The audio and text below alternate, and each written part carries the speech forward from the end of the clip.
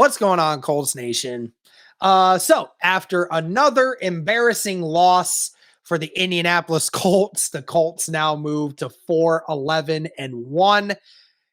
The Colts, man, they lose to the Giants. Cody, we kind of anticipated that something like this would happen, but again, another blowout loss for the Indianapolis Colts. It's these last 3 weeks have been getting pretty embarrassing, especially for, this week, especially a Giants team that has not scored 30 points all season long, just scored a season high 38 points on the Indianapolis Colts. And I mean, I just don't really know what else more to say about this team's performance. I mean, the Colts offense gave up just as many touchdowns to the Giants as they scored touchdowns in this game. So, I mean, what more can we say about this Indianapolis Colts team that is just, again, continued to be unable to put up points and be unable to stop opposing offenses? 6-game losing streak for Indianapolis now. You talked about tied for second most with like a couple other teams. The only worst team is the Chicago Bears. So that's how bad it's been. Derek, this Colts team flat out sucks. Nobody cares. It's pretty obvious after Nick Foles goes down, just laying there. Nobody does a thing when Thibodeau's just, doing snow angels, completely disrespectful, by the way. I'm gonna wait to pass judgment on that. I don't really believe he knew he was hurt. I don't think he was paying attention. Yeah, I know he was right next to him, but I don't know if he truly believed that he was, actually hurt like that. But nevertheless, you're right. It was still the main thing. No offensive lineman was like, pushing him away. Like, hey, give my freaking quarterback some space or something. No, nobody cares on this team. It's fairly obvious, especially on the offensive side. The locker room is gone. This team finds ways to lose and not just lose. Congratulations, Colts. Every single week you find new levels of embarrassment in ways to lose. A team that we talked about hasn't scored 30 points. They score 38, nearly 40 points on this team. Just completely embarrassing. All units were completely embarrassing today. Offense and defense were just awful all day. The Giants did whatever the heck they want.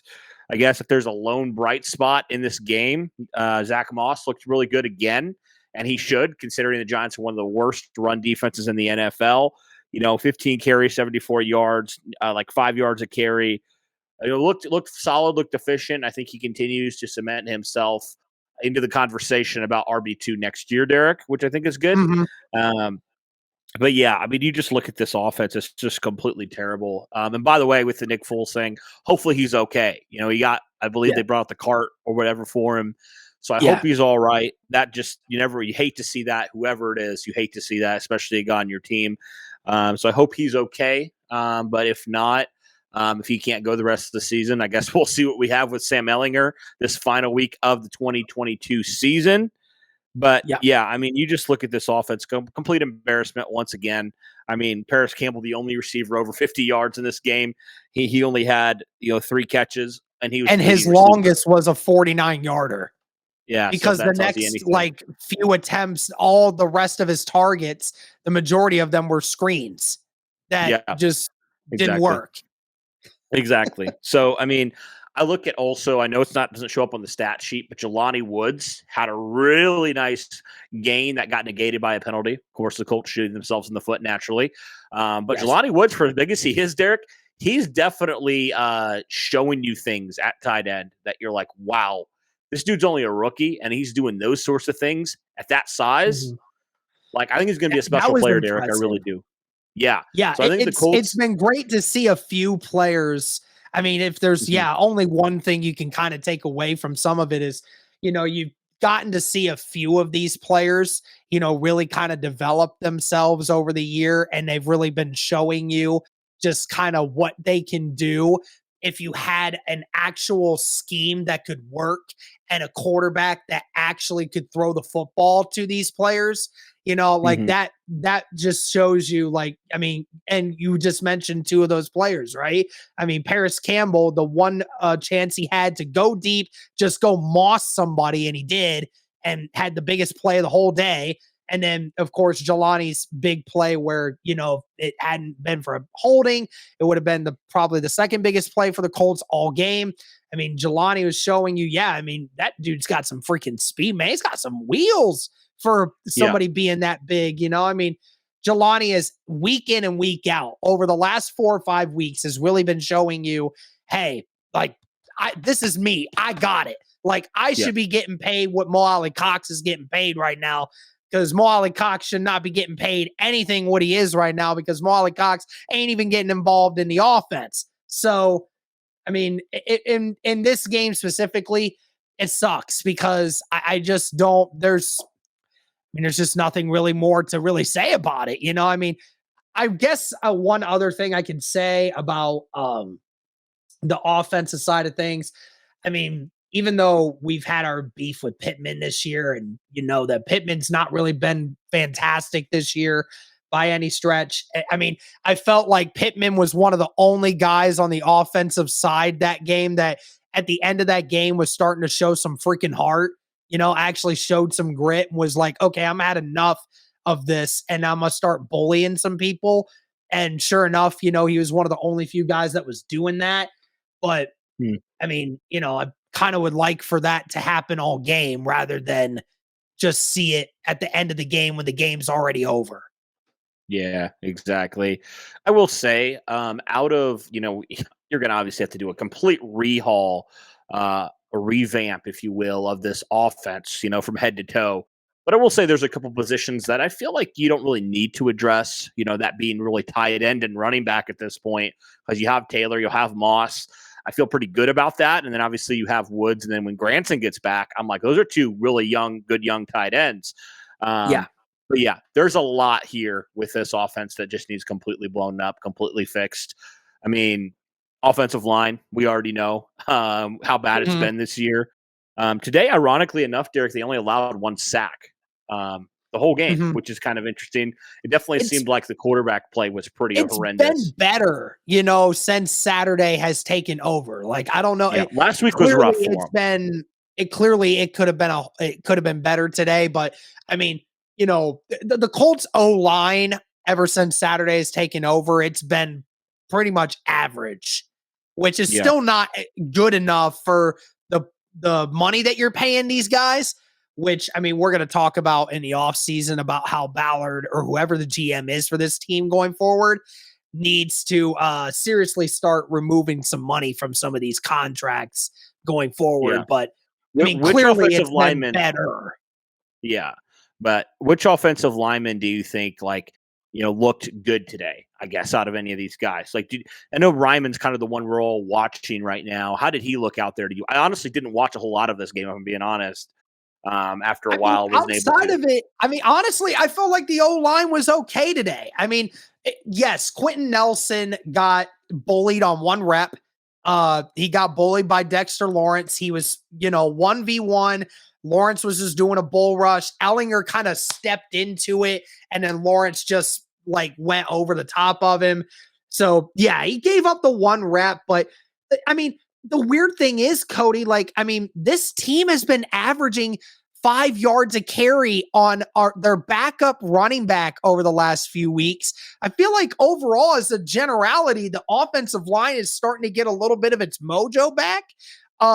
Just the problem is like you said before, it's the penalties that are killing us, right? Like the Yeah. holding penalty on Fries late in the game, the holding penalty on Smith when Jelani had a huge gain, things like that that's really hurting this team. And I mean, I'm not gonna kill Quentin Nelson because he gave up one sack. Like, everyone just wants to murder Quentin Nelson because he gave up one sack. Like, oh, congratulations, he's human. Like, I mean, again, the O line only gave up one sack today. The pressure rate was not terrible today.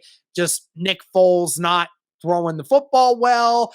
And then, of course, we get away from the run game and receivers not getting open and throwing interceptions.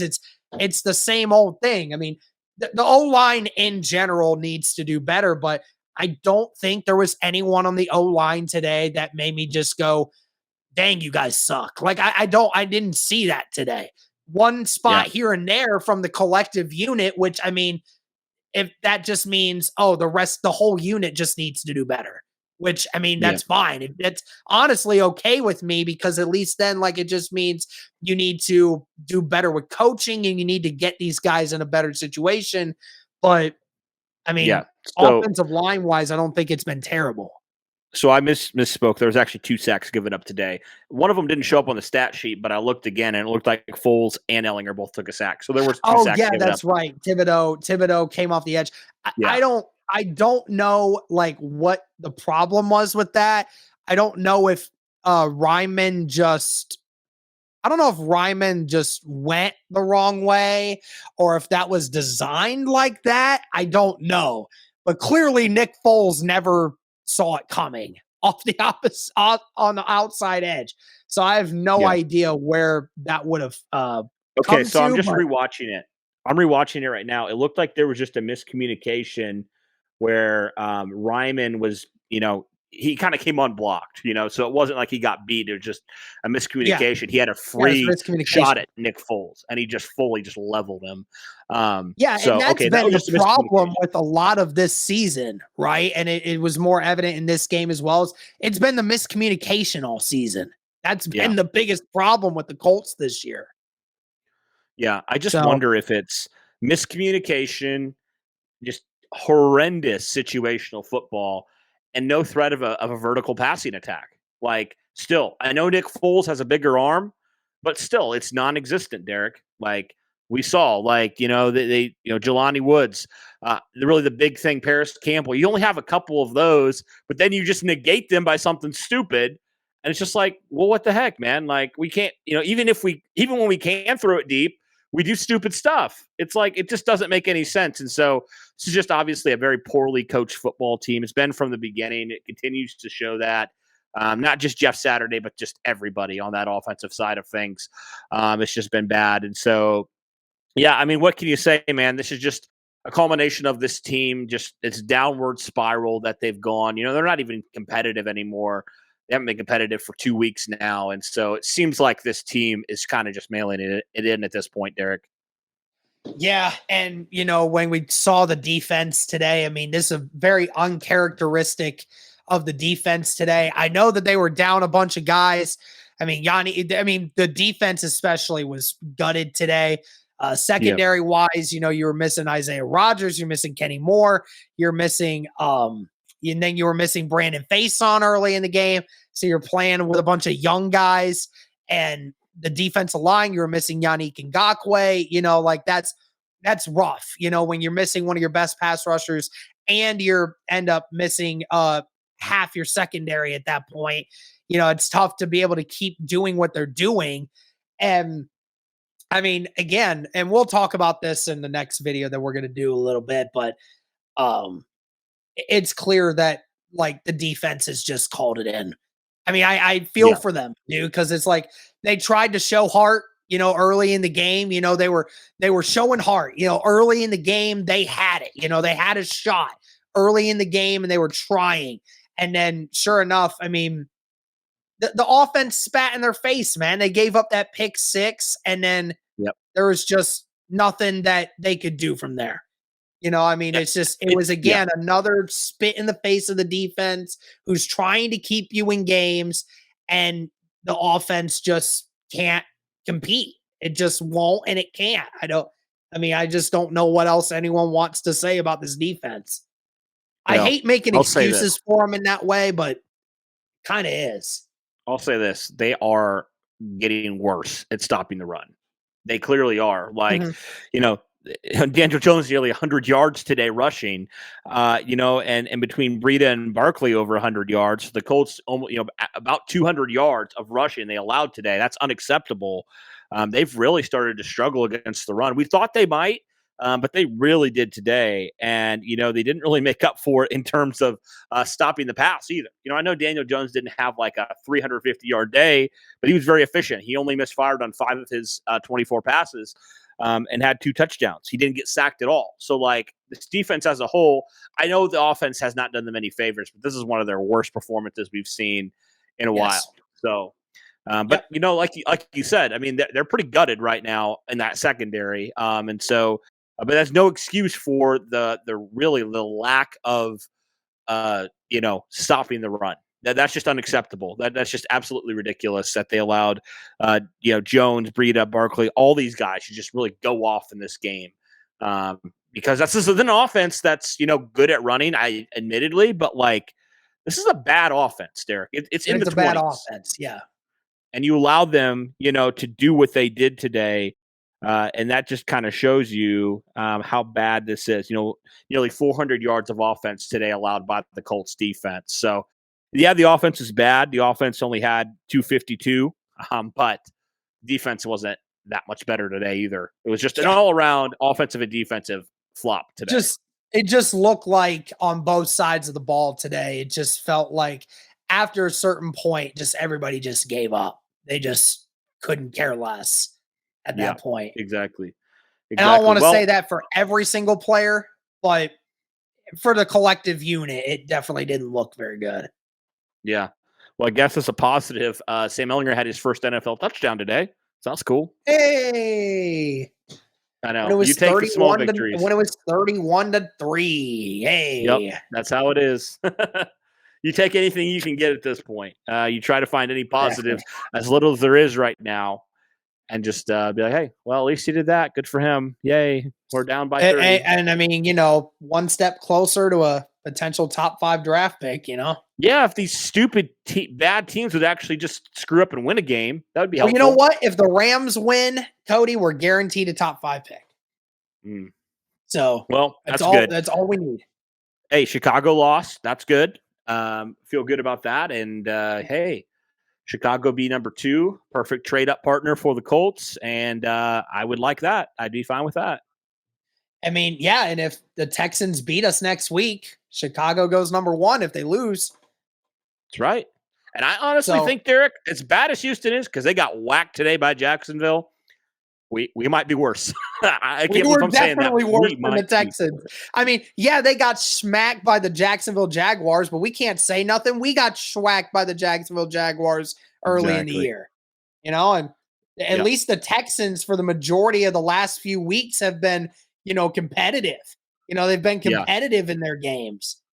Yeah, exactly. Well, I can hold out hope that the Falcons are going, or not the Falcons. I'm sorry. I can hold out hope that the Cardinals in J.J. Watt's last ever game as a pro are going to go out there and just upset the 49ers. I can hope and I can pray.